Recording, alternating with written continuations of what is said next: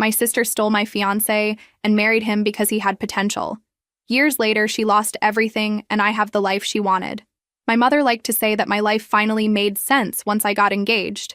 And honestly, for a while, I let myself soak that in like it was some kind of proof that I hadn't completely messed everything up. I was 31. I had a decent job as a marketing manager for a mid-sized company in a coastal city on the east side of the country. I had my own apartment that I could barely afford but still loved, and I had a fiancé who looked good in pictures and said all the right things in front of my parents. On paper, it really did look like I had checked all the adult boxes in the right order, and my mother clung to that like it was her personal achievement. I met him at a charity event, one of those slightly pretentious local galas where people drink sparkling water in thin glasses and pretend they are changing the world by posing for photos. A friend from college had invited me, saying there would be good networking and decent food. And I believed her because I was tired of microwaving frozen dinners and scrolling through a social media app in my sweatpants. He was a consultant, the kind of person who says strategy every 3 sentences and somehow makes it sound impressive instead of empty. He smiled at me like he was genuinely listening when I talked about campaigns and client expectations, which, in hindsight, should not have felt as special as it did, but there I was anyway, hooked on basic emotional competence in a suit. We started seeing each other after that night, slowly at first, then in this steady rhythm that made my mother sigh in relief every time she heard his name. Weekends away in little rented cabins, dinners in quiet restaurants where they folded the cloth napkins like origami, walks by the water when the weather behaved. I brought him home to meet my parents 4 months in, and my mother practically staged a parade in the kitchen, throwing together appetizers and acting like she was going to be interviewed about it later. My father shook his hand and nodded in that approving way that means, "You look like someone who will not embarrass me at dinner." My sister showed up late that night, because of course she did. She was 2 years younger than me and had this lifelong talent for spinning everything into a competition that I never remember signing up for. Growing up, if I got good grades, she suddenly had to get better ones. If I joined a club, she joined something more impressive. If I brought home a boyfriend, she turned into this hyper-friendly version of herself, who laughed too hard at his jokes and casually mentioned her achievements like they were background noise. It was never open warfare, just this constant low-level tension, like static in the air. When she walked into the living room and saw my fiancé sitting on the couch next to me, she turned on that bright, performative smile she uses when she wants to be unforgettable. She hugged me, hugged him, complimented his shirt, and settled into the chair across from us with her legs crossed at the knee like she was posing for a magazine. She touched his arm when she laughed at something he said, the way she always did with men she wanted to charm. And I remember telling myself it was just her usual behavior, that I was not going to start this new phase of my life by falling into old paranoia. I decided to trust both of them, because what else was I supposed to do? 16 months after that charity event, he proposed. He rented a private room in a restaurant with a view of the water, the kind of place my parents would probably talk about for the next 10 years. And he went all in. There was the ring, bigger than I ever thought I would wear, the speech about building a future together, and the little applause from the staff who had clearly been warned in advance. My mother cried when I called her. My father said he was proud of me, like I had completed some degree. My mother immediately went into planning mode, pulling out notebooks that I swear she had been hiding for this exact moment, talking about flowers and colors and guest lists like she had been rehearsing for years. And then there was the question of the maid of honor. It sounds stupid now, but I honestly thought asking my sister would be some kind of olive branch. We had never been close in the way people imagine sisters to be. We were not the borrow each other's clothes and cry over boys together type. We were more share a hallway, tolerate each other, and avoid starting fights at family gatherings type. Still, I thought we had grown past the worst of it. We were adults, we had jobs, we had bills. Surely life had knocked some of that teen rivalry out of us. So I asked her. I stood in my parents' kitchen with a little box that had a cheap bracelet and a card that said something cheesy about standing by my side, and I watched her open it. She looked at the bracelet, then at me, and for a second there was this flicker of something in her eyes that I could not read, like a flash of irritation before she forced it away and replaced it with a surprised smile. She said yes, obviously. My mother clapped. My father said it was good that we were showing unity. I told myself that this time would be different, that we were grown women now and not kids fighting over who got the front seat in the car. 3 months before the wedding, the cracks started to show. My fiancé suddenly became busier than he had ever been in his entire consulting career, apparently. There were last-minute meetings with important clients, late nights at the office. Weekends, he suddenly could not spend with me because he had to catch up on reports. At first, I didn't question it because work can get crazy, and I was also drowning in planning details and my own job. Then the pattern started to feel too convenient. Every time we had a date night planned, something came up. Every time I tried to pin him down on final details about the honeymoon, he was distracted, scrolling through something on his phone or talking about how overloaded he felt. He also started criticizing me in this way that felt like a slow leak instead of a direct stab. Tiny comments that did not seem like a big deal on their own, but piled up. He would correct me in front of other people, saying things like, "That is not exactly what happened," or "You are remembering it wrong," with this amused smile that made me feel like a child. He would comment on how I handled stress, on my tendency to overreact, on my body language when I was uncomfortable. Each comment came wrapped in a just trying to help tone, which somehow made them harder to fight back against. Meanwhile, my sister became my mother's new assistant in the wedding mission. She called me constantly to talk through every little detail, asking about flowers, dresses, seating charts, music. She came along to meetings with vendors, standing next to me and talking over me half the time, making suggestions like she was the one getting married. She volunteered to help my fiancé with logistics because, as she kept saying, he looks so overwhelmed, poor thing. One evening, I was at his place helping him sort through some paperwork, and I leaned across the table to hand him a folder. When I did, I caught the scent of a floral perfume on his shirt, sharp and strong, completely different from the lighter one I wear every day.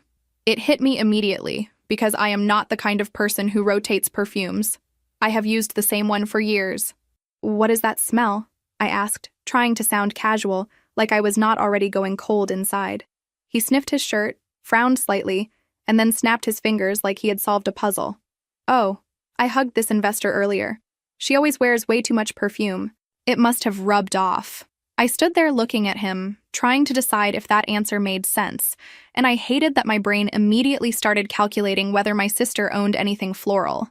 I told myself I was being paranoid and let it go out loud, even though it stayed in the back of my mind like a sticky note I refused to throw away. A week later, I was in his car, moving my bag from the back seat to the front, when my hand brushed against something small and metallic near the console. I picked it up, and my stomach dropped. It was an earring, silver, simple, and very familiar, because I had watched my sister wear that exact pair at family dinners more times than I wanted to admit. I held it up. "Whose is this?" He barely looked at it and said too quickly, "Your sister's. Her car was in the shop last week, remember? I gave her a ride to a store." The next day, I casually asked my sister about it while we sat at my parents' dining table pretending to be close. I mentioned the ride, the earring, the whole thing, making it sound like small talk. She did not blink. "Oh yeah," she said in the exact same tone he had used. "My car was acting up, he gave me a ride to a store, my earring must have fallen off." The phrasing was so similar it felt rehearsed, like they had compared notes. You know that feeling when you realize something is wrong, but you are not ready to admit it out loud, even to yourself? That was me. I slept less, ate less, and spent my nights staring at the ceiling thinking about every interaction they had ever had in front of me. My therapist, who I finally dragged myself back to, used words like hypervigilance and trauma response, and I nodded while thinking, yeah, or maybe everyone is lying to me. I lost weight without trying. 7 pounds in 3 weeks. Food tasted like cardboard. Coffee kept my body moving but did nothing for my brain. My boss told me I looked tired in that way people use when they want to say, "You look terrible," without sounding rude. I told everyone I was just stressed because of the wedding, and they nodded like that explained everything.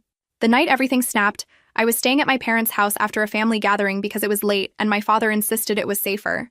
My fiancé had said he would spend the night there too and leave early for a meeting in the morning. We went to bed in the same room I had decorated as a teenager, which already felt wrong, like mixing two different lives that were not supposed to collide. Somewhere around 3 in the morning, I woke up and reached for him. My hand hit an empty mattress. The bathroom light was off. The house was quiet. At first, I told myself he was in the kitchen getting water, but the longer I lay there in the dark, the more my chest tightened. I got up, opened the door, and listened. I heard low voices down the hall, a murmur I could not quite make out. I followed the sound, barefoot on the familiar hallway, my heart pounding so hard I could feel it in my throat. The door to the guest room was slightly open, just enough to catch light and shadows. I heard his voice, low, soothing, and then my sister's voice, this whispery tone she uses when she wants to sound gentle. He said something about needing to get up early. about sleeping separately so he would not wake me. She laughed softly. You know those moments when your body moves before your brain decides anything? I pushed the door open. There they were.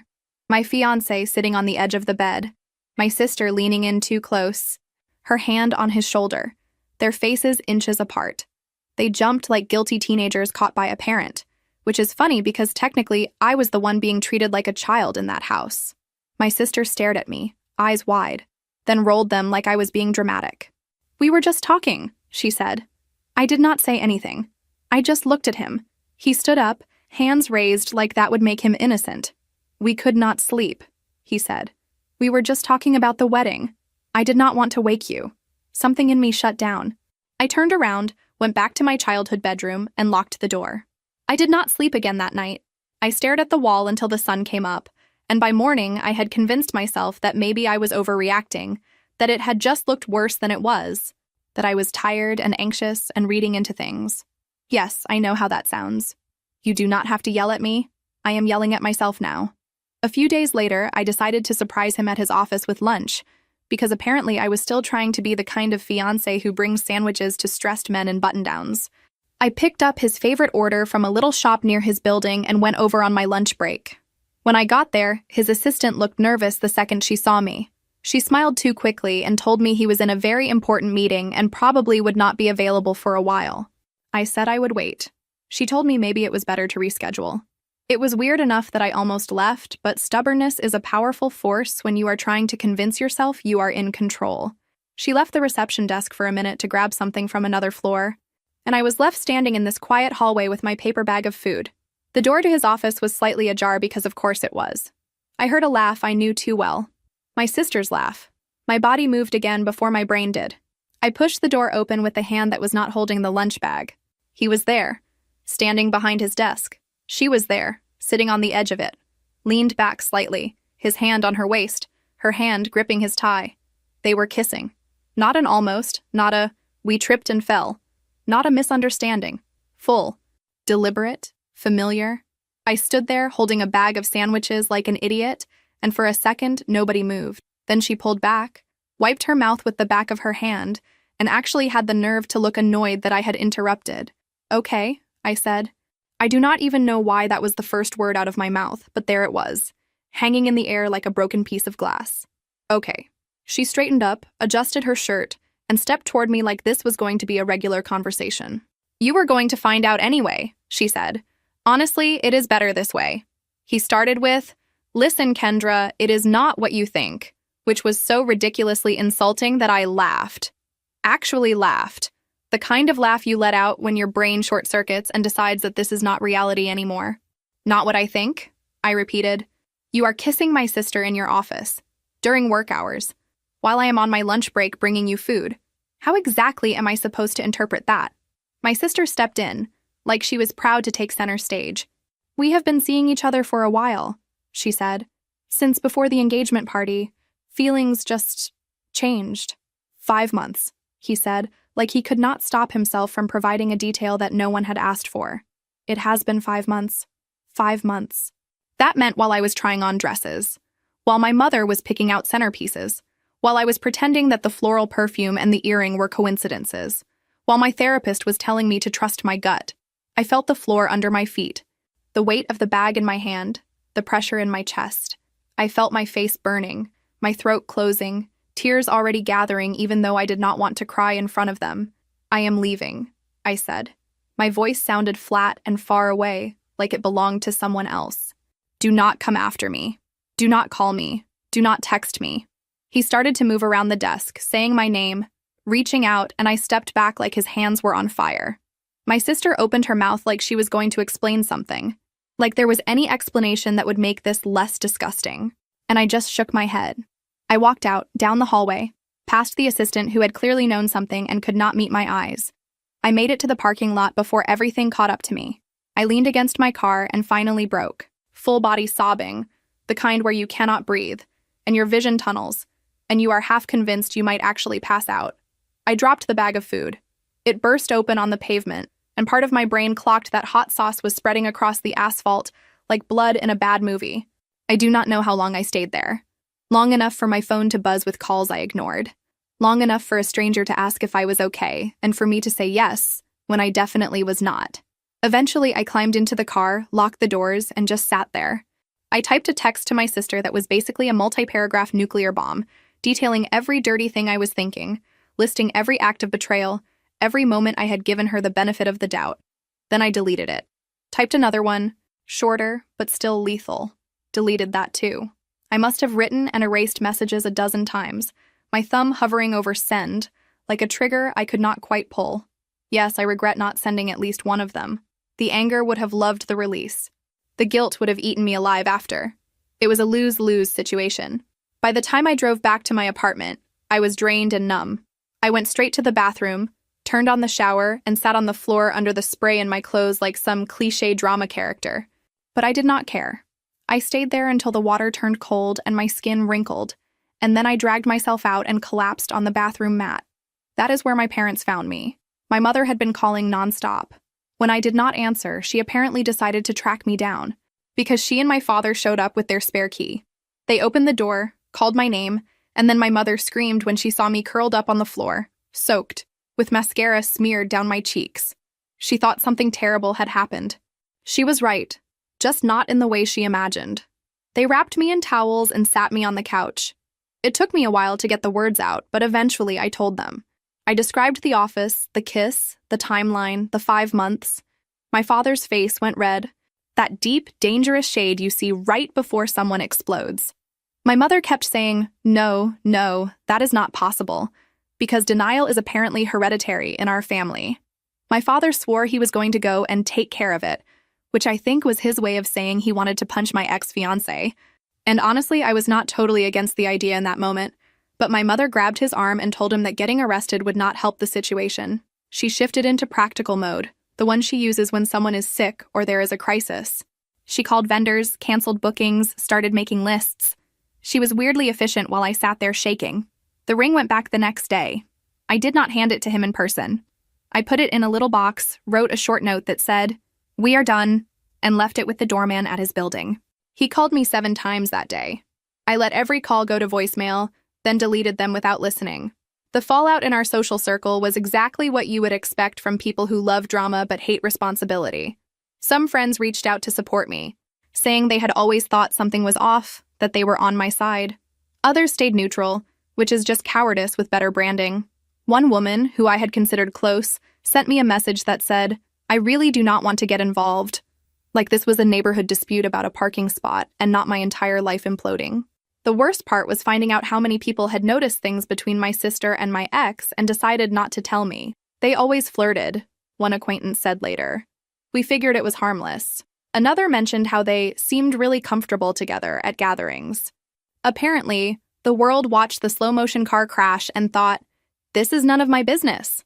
One of the vendors called my mother and casually mentioned that my sister had already been in touch to adjust some details, talking about reusing the arrangements and keeping the theme. My mother told me that like she was giving a weather report, and I had to leave the room before I threw something at the wall. The idea that my sister was sliding into the wedding plan I had made, like swapping names on a form, made me feel physically sick. We had one family dinner where my mother insisted we should all talk things through. My father sat at the head of the table, gripping his fork so hard I thought it might snap. I sat there, staring at my plate. My sister walked in with this infuriating mix of guilt and defiance on her face. Halfway through the meal, she slammed her fork down and said, "For once I get something before you do. And suddenly I am the villain. You have always had everything, and I was just supposed to clap from the sidelines." I looked at her, genuinely stunned. "You getting something before me is sleeping with my fiancé," I said. "That is the hill you want to die on? That you finally won?" My mother started crying. My father yelled. My sister stormed out. I sat there thinking, this is what my family thinks love looks like. The months after that were ugly in a dull, repetitive way. I kept up with therapy because falling apart in front of a stranger who is paid to listen is better than falling apart at my desk. I cried in the shower almost every day. I stalked their profiles on a social media app, checking for pictures of them together, reading comments from people congratulating them like they were some fairy tale couple instead of 2 people who had stepped on me like I was a stepping stone. I watched as they quietly made things official. I found out about their civil ceremony not from my parents, but because a neighbor of my parents tagged them in a photo. My mother called me after that. voice trembling, saying she had not known they were doing it that quickly and that she had begged them to wait. I believed her, but it did not make it hurt less. Work stopped being a place where I could at least pretend to be functional. My performance tanked. I had a full breakdown in the bathroom 10 minutes before a big pitch and still tried to do the presentation with red eyes and a shaky voice. The client chose another agency. My boss pulled me into a conference room later and asked if I needed a leave of absence. One night, after drinking an entire bottle of wine alone in my living room, I stared at the ceiling and realized that if I stayed in that city, I was going to slowly dissolve. Everything reminded me of them. The restaurant where he had proposed, the street where my sister and I had taken pictures pretending we were close, the office building where I had walked in with sandwiches and walked out with my heart in pieces. Around that time, an opening came up in our company's branch in the middle of the country. A more senior position, more responsibility, a bigger paycheck. The manager there had suddenly resigned, and they needed someone experienced to take over. My boss mentioned it gently, like she was trying not to scare me with an opportunity. My mother, when I brought it up, asked if running away would really fix anything. "You will still have the same memories," she said, fiddling with a spoon at the kitchen table. "You will still feel the same pain."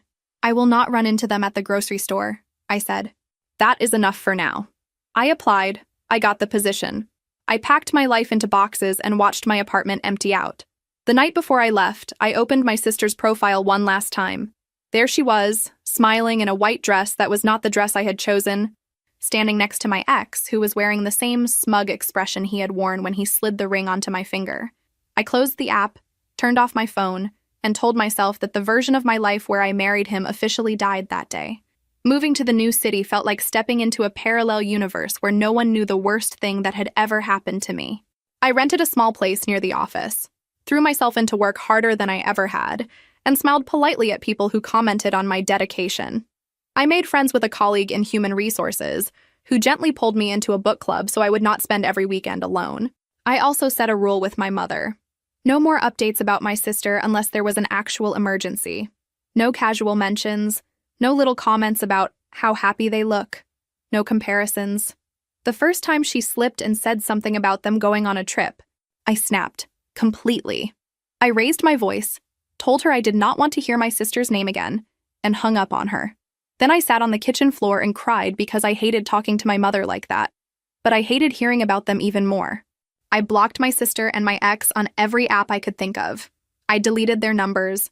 I told mutual friends that if they wanted to stay in my life, they could not bring them up. Some friends understood. Others got defensive, saying I was being too extreme, and I ended up cutting them off too. Very fun chapter of life. Highly do not recommend. Every once in a while, the past would ambush me anyway. A colleague walked into a meeting one afternoon wearing a strong floral perfume that hit my nose and sent me straight back to the moment I had sniffed my ex's shirt. I had to excuse myself and hide in the bathroom until my hands stopped shaking. Months passed. My therapist said I was doing the work. I felt like I was mostly just surviving. About 4 months after I moved, my company sent me to a regional conference in another city. You know the type. Endless panels about trends, networking sessions where you trade business cards with strangers you will never email, forced small talk over lukewarm coffee. I went because my position required it, not because I actually wanted to be there. On the first night, there was a dinner for participants, assigned seating because someone in planning hates freedom. I ended up next to a man who introduced himself as an analyst recently transferred from another branch. He was not excessively charming. He did not have that polished, I am used to being the center of attention energy that my ex had. He was quieter, more observant. He asked me questions about my job and actually listened to the answers, without constantly pivoting back to his accomplishments. We talked about work at first, then about books, then about the weird things people say in performance reviews. He made me laugh a couple of times. Real laughing, not the polite kind. When the dinner was over, he asked for my card and said he would email me some resources he had mentioned. I said sure. He actually followed up. We started exchanging messages about projects, sending each other reports and ideas. It stayed in the professional lane for a while, but there was a warmth to it that I noticed and tried very hard not to overthink. My colleague in human resources picked up on it faster than I did. One day she looked at my phone lighting up with his name and raised an eyebrow. "He likes you," she said. "He is being friendly," I said. She gave me the kind of look you give a friend you love, but whose denial is exhausting. Several months later, he asked if I wanted to grab dinner while he was in town for meetings. I stared at the message for a solid 10 minutes before answering. My stomach flipped. My hands felt weirdly cold. We met at a small restaurant near my apartment. Nothing fancy, just a place with decent food and quiet corners. I wore jeans and a top that made me feel like I had put in effort without screaming, "This is a date." The conversation started easy enough. We talked about work, our coworkers, the way company leadership pretended to understand ground-level problems. Eventually, the topic shifted to books and movies, then to childhood stories, and for a moment I forgot to be on guard. Then he asked a completely harmless question about whether I had always lived on the east side before moving to the middle of the country. It was innocent. He did not know what he was poking. I felt it like a wave. The room tilted. My chest tightened. My hands started shaking under the table. I grabbed my water and could not get it to my mouth without the glass clinking against my teeth. "Hey," he said, noticing immediately. "Are you okay?" I tried to say yes, but the word got stuck. My throat closed up, and suddenly I was gasping. Full panic attack, in public. My vision tunneled, my ears rang, and I could hear myself making these embarrassing sounds that did not even feel human. He did not freak out. That is what I remember most. He did not make a scene, did not rush me, did not pepper me with questions. He just leaned in, kept his voice low and calm, and said, "Breathe with me, okay? In, out. Just focus on the sound of my voice." He counted breaths quietly until mine started to steady. He asked if I wanted to leave, and I nodded. He paid the check without making me feel guilty, walked me to my car, and asked if I felt safe to drive home. I said yes, even though I still felt like a wrung-out towel. The next day, flowers showed up at my office. Not a cliché romantic bouquet, just a small arrangement with a note that said, "No pressure. I hope you're okay." I spent several hours staring at that note before I called him that night. When he picked up, I blurted out the story about my ex and my sister. I told him everything, from the perfume to the earring, to the office kiss, to the wedding that never happened. I cried while I talked. I apologized for crying. I apologized for apologizing. He listened. Then he told me about his ex-wife, how she had left him for a coworker, how humiliating it had been to walk into the break room and hear people lower their voices, how he had lost not just a marriage but also some of his professional standing because she had stayed in the department and people naturally gravitated toward her side. There was this weird, horrible comfort in knowing that someone else understood being chosen last in a competition you did not know you were in. Things between us grew slowly after that. He did not push. He did not flood my phone with messages, but he stayed consistent. He checked in. He respected boundaries I did not even know how to articulate yet. When he introduced me to his sister on a video call, he did it casually, like it was not some big audition, and she was friendly without interrogating me. Of course, because nothing can ever be simple, there was one day when he disappeared. Not literally, obviously, but he stopped responding to messages. Hours passed. I went from mildly annoyed to spiraling. My brain replayed the worst day of my life, convinced history was repeating itself. When he finally called that night, he sounded exhausted. His mother had been rushed to the hospital in another city, and he had gotten on the first flight out. His phone had died, and he had not thought to borrow a charger in the chaos. I told him that disappearing without a word, even for a good reason, hit a nerve for me, that it made me feel like the ground had been yanked out from under me again. I expected him to tell me I was being dramatic. Instead, he apologized. Sincerely. He did not get defensive. He said he understood, and that he would do better about communicating in emergencies. We kept going. A year after I moved, I got promoted to director. A real one, not just in my email signature. It was the kind of thing younger me would have screamed about on the phone to my mother, but older me just took a deep breath and sat with the complicated mix of pride and grief. My circle slowly expanded. I met people through community events, through my colleague in human resources, through my partner. We built a life that did not revolve around my past. My parents came to visit once. My mother walked through my small, neat place and tried not to comment on how far it was from the ocean. She asked about my partner. She liked him. My father seemed relieved that he was calm and grounded, not flashy. But my sister's shadow still hung over any conversation about family. My mother slipped sometimes, talking about how your sister and her husband bought a big house, or how they went on this beautiful trip, and each time I cut her off. I did not want the updates. She eventually learned. Then came the weekend trip that changed everything again. My partner suggested we get away for a couple of days to a small town known for its vineyards and quiet streets. We drove out, stayed in a cozy inn, went to tastings, pretended we knew anything about notes and finishes. On the second night, we were sitting under string lights in a garden, and he looked more nervous than I had ever seen him. He pulled out a ring. I felt every muscle in my body tense. For a split second, I was back in that private room with a view of the water and a man who had promised me forever with one hand while texting my sister with the other. Then I breathed, looked at the man in front of me. He was not my ex. He was the one who had held my hand through panic attacks, who had listened to my ugly stories, who had apologized when he messed up instead of turning it around on me. He asked if I wanted to marry him, and for the first time, the word yes felt like something I was choosing, not something I was performing. We had a small wedding, 30 people. Our coworkers who had become real friends, his sister, my parents. No elaborate ballroom, no big performance. Just vows we wrote ourselves and dinner afterward where people actually talked to each other instead of posing for photos. My mother begged me to invite my sister as a gesture, and I eventually sent an invitation, more to keep the peace than anything else. The response came in a short message saying she had a scheduling conflict but wished us well. I think I actually preferred that. I did not want her anywhere near that day. We bought a modest house together, nothing giant or dramatic, just a place with enough room for an office and a guest room. We painted walls ourselves. We argued about where to put furniture and laughed about it later. We found a routine that felt boring in the best possible way. Months into the marriage, during a dinner with some colleagues of his, someone mentioned an old account that had been the subject of a brutal competition in the industry years ago. They joked about how my partner had stolen it right out from under another guy, and my partner laughed, a little awkwardly, and moved the conversation along. On the way home, I asked him about it. He hesitated. "You know how small the industry is," he said. "People end up crossing paths without knowing it." "What does that mean?" I pressed. He sighed. "That account I landed, the one they were talking about?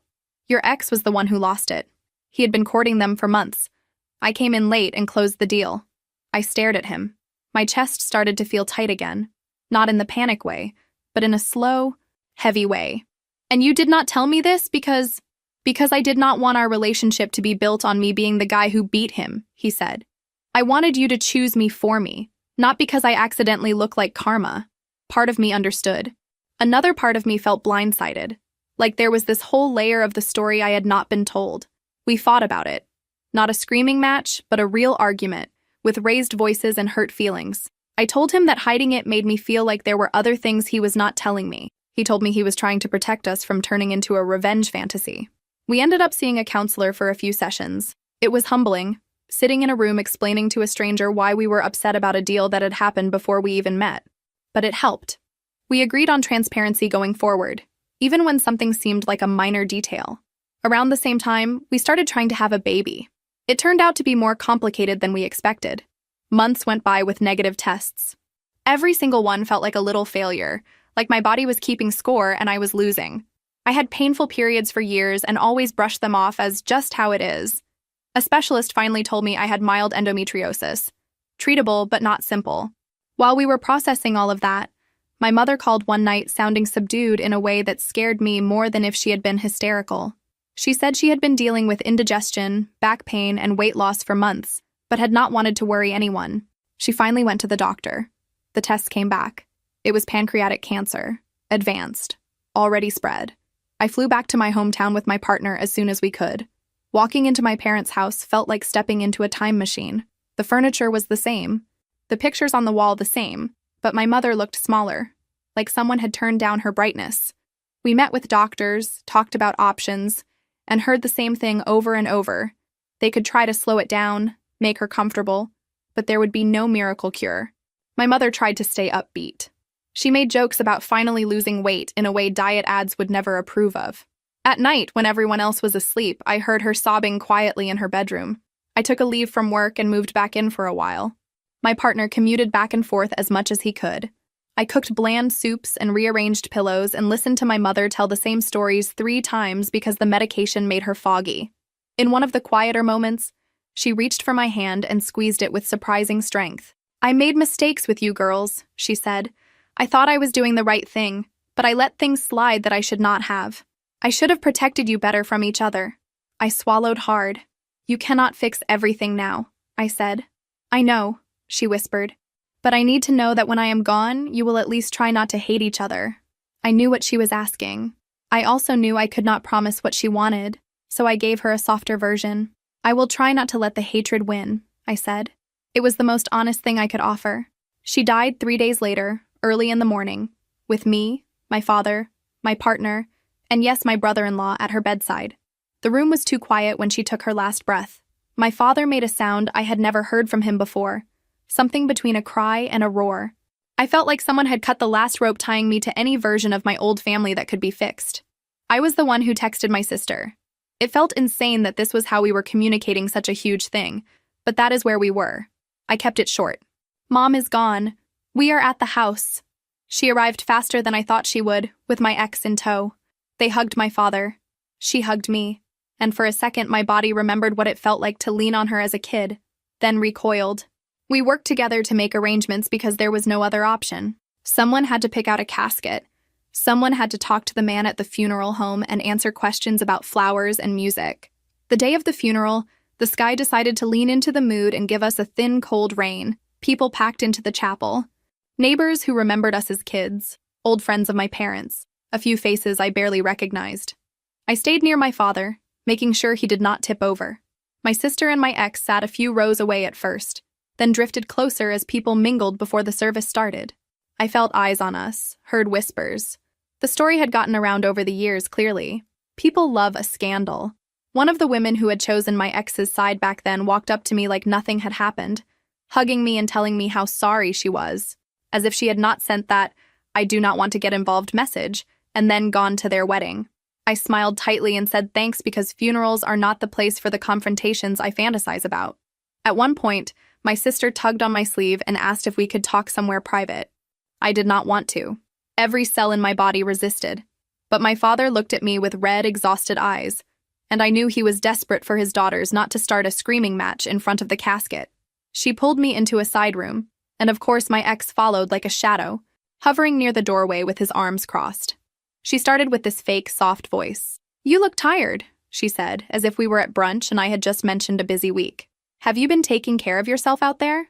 I worry about you. Being all alone." I almost laughed. "I am not alone," I said. "I have a husband. I have a life." She glanced at my ring, fiddled with her own. "I know. I just mean, emotionally. It must be hard being so far."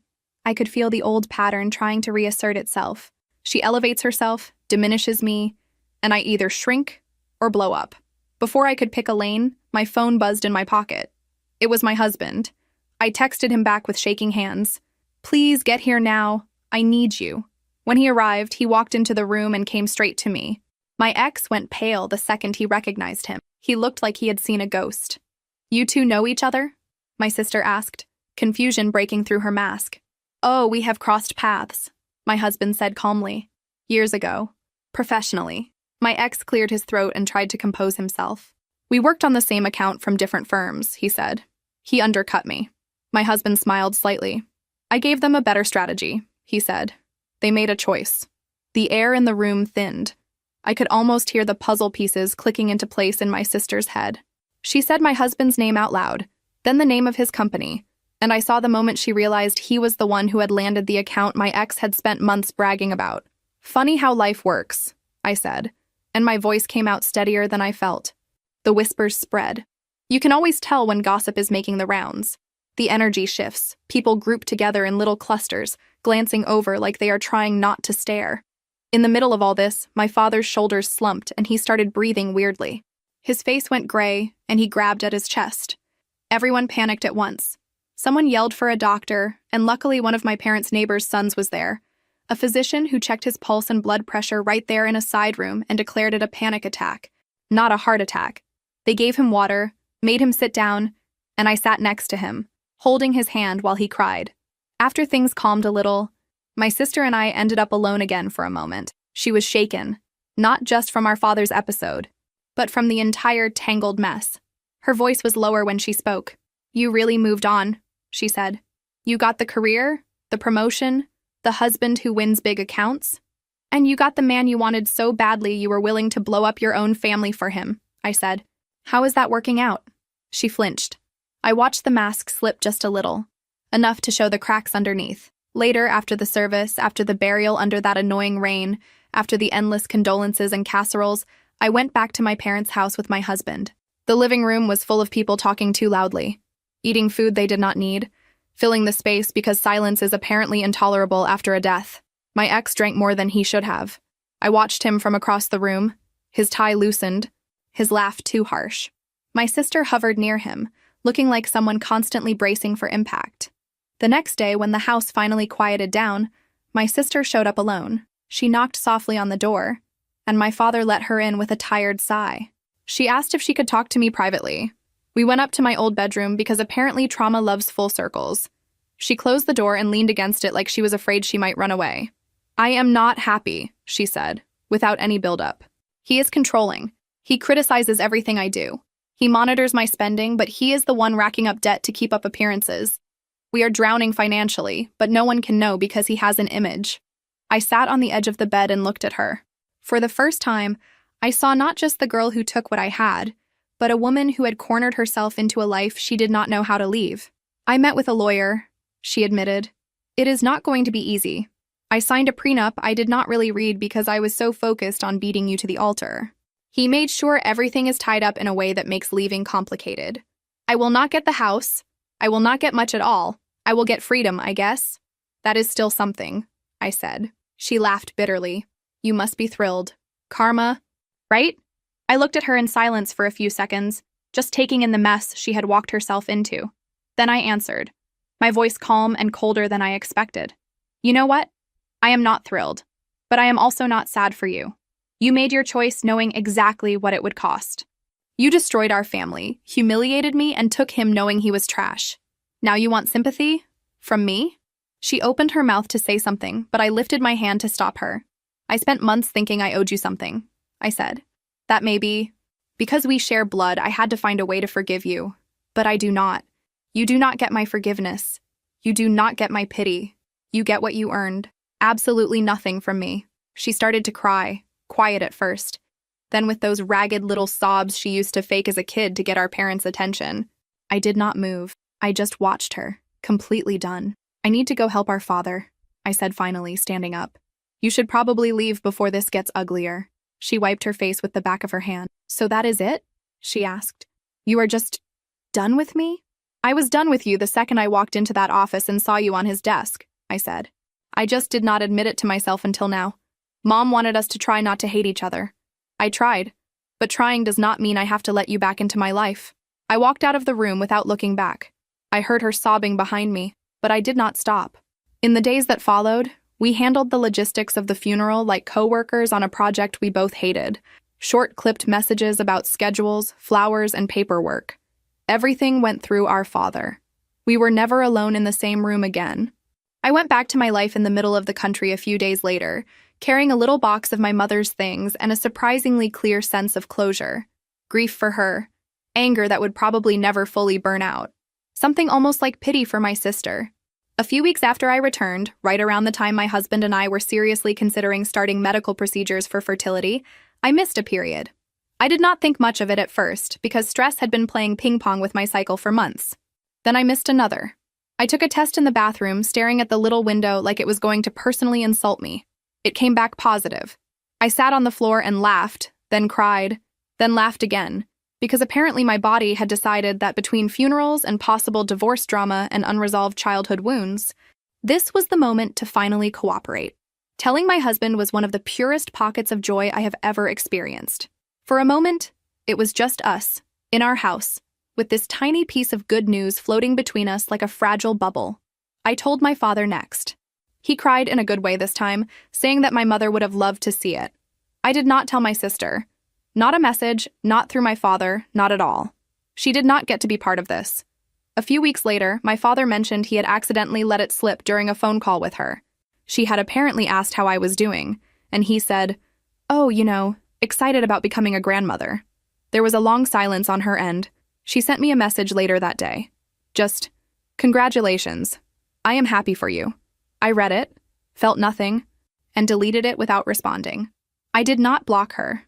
That would have required acknowledging she mattered enough to block. I just never replied.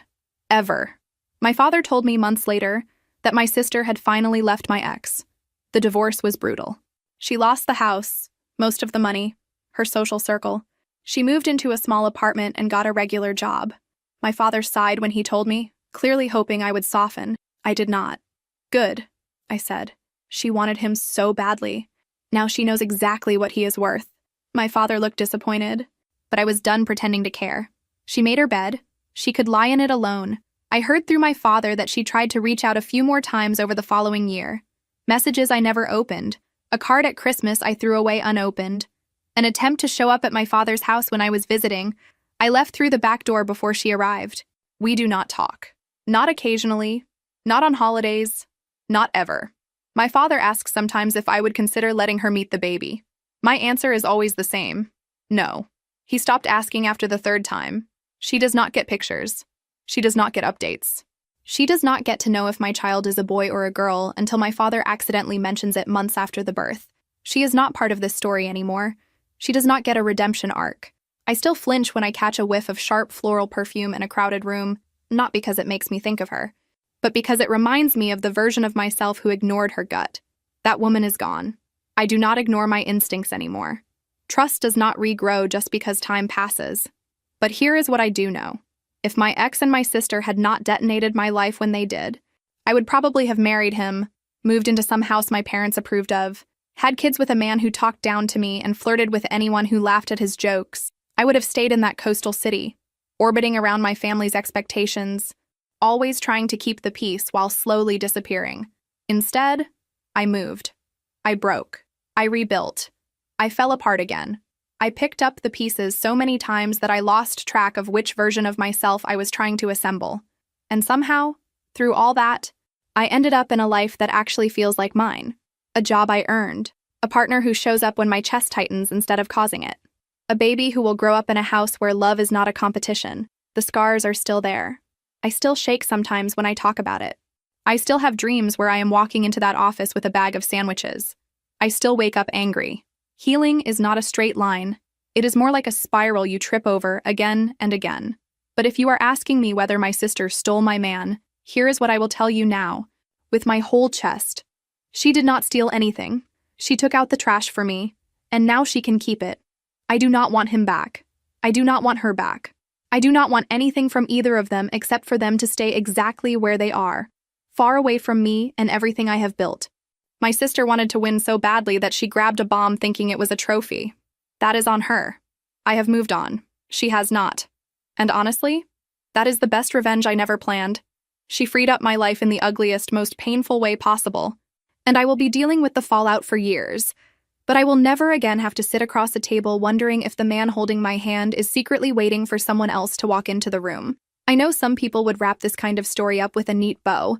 Like, and now everything is perfect and I have completely forgiven everyone, but that is not where I am. I do not live in that kind of movie. I still get irrationally tense when an unknown number calls my phone because some part of me expects another emotional grenade. There are days when I am feeding my baby in the middle of the night, half asleep, and my mind drifts back to the girl I was sitting on the bathroom floor in that apartment, soaked and shaking, thinking there was no way life would ever feel normal again. I wish I could go back and sit next to her. I would not tell her to be strong because she already was.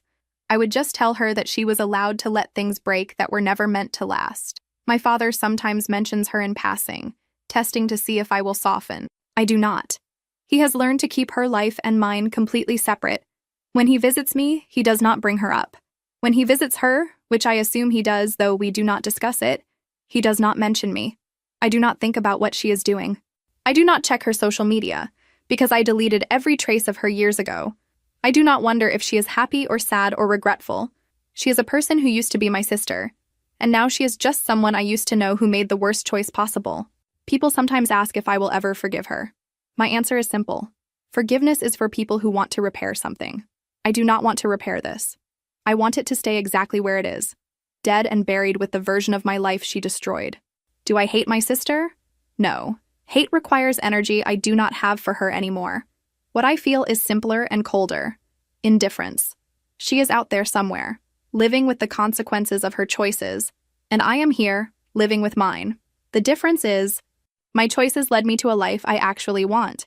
Hers led her to a small apartment and a man who treats her like garbage. I did not cause that. She did. And I have zero obligation to care. My father asks about her more often lately, probably scared that if he dies, we will drift apart completely. I tell him the truth. If something happens to you, I will handle whatever needs to be handled. But I will not have a relationship with her. We will communicate through lawyers if necessary. That is it. He looks sad when I say it, but he does not argue. He knows me well enough to know I mean it. But I will also not hand them the matchbox again. Sometimes people who hear my story say things like, I could never forgive that. Or on the other extreme, family is family, you have to move past it. I think both sides are missing the point. It is not about a clean decision stamped with approval. It is about waking up every day and choosing where to place people in your life so you can actually live it without bleeding out emotionally. There is a version of my life where I stayed angry forever, where every new good thing was immediately overshadowed by thoughts of how they ruined everything. That version of me would be stuck in the past, replaying the office scene on loop until it replaced everything else. I flirted with that version for a while. It felt safe in a twisted way because if you never stop looking backward, you never have to risk trusting anything new. The life I am in now still carries all the same scars, but it has more rooms in it.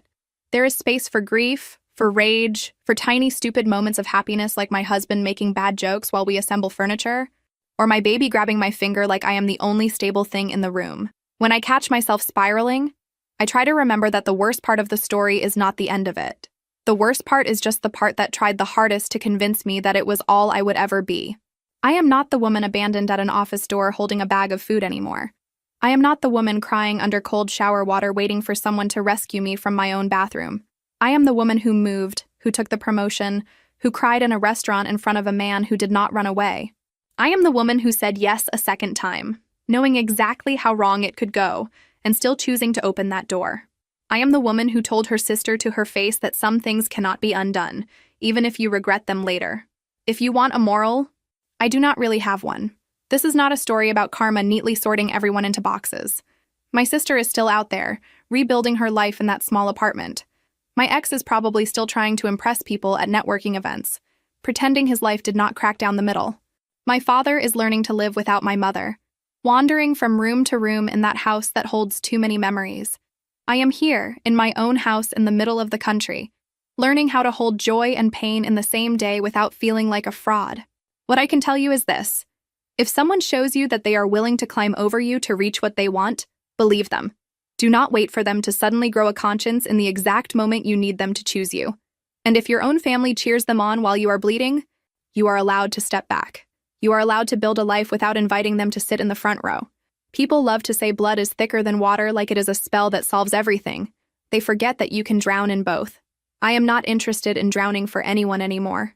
I will visit the shore, I will wave, I will check in, but my home is on land I chose myself, in a life I built from the pieces they thought were useless. So no, I do not send my sister anything at all. No long messages about forgiveness, no carefully worded updates, no attempts to make her feel better about what she did. The block between us is not temporary. It is the foundation I built my new life on. For now, the fact that I can go entire days without thinking about her feels like enough.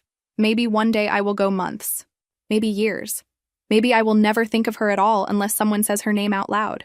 Honestly, that sounds perfect to me.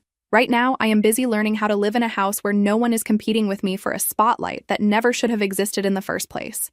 I am busy loving a child who will grow up hearing that love does not require stepping on anyone to feel real. I am busy being grateful, in a quiet, stubborn way, that the worst night of my life did not get the final word.